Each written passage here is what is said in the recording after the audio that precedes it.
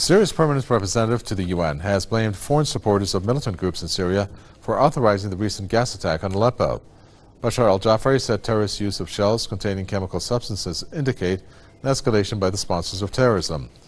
The top official accused the U.S. and its allies of apparent hypocrisy by ignoring UN Security Council resolutions on Syria's sovereignty. Jafari made the remarks at the end of the 11th round of Syria peace talks in Astana.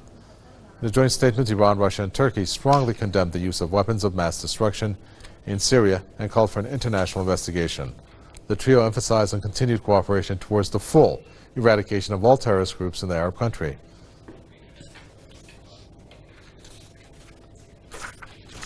So Mohsen Abbas is a journalist and commentator who joins us from London. The Syria's envoy to the UN has blamed foreign countries for the ones who are backing these terrorist groups. Which countries do you think he's referring to?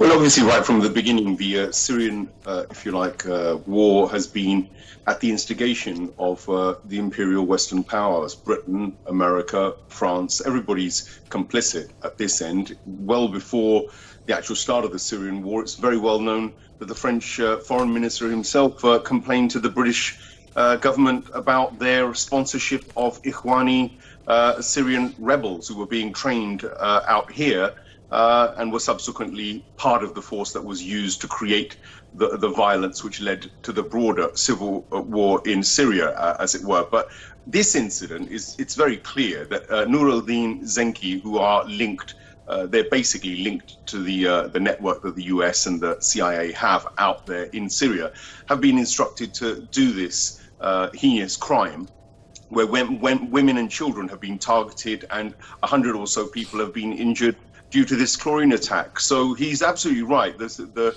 Syrian UN envoy is absolutely right in stating his feelings and his thoughts based on the evidence they have. The truth of the matter is that the Western powers don't want to give up in Syria. They still want their foot in the door, and they don't want a unified Syria under Assad, and they will continue to cause aggravation. And they've done it this time, timed for the Astana Convention, where actually Turkey, Iran, the Russians and the Syrian government are obviously making headway in trying to find peace in that region. That's the last thing that the Western imperialist forces want for Syria. Thank you for that. Mohsen Abbas, journalist and commentator.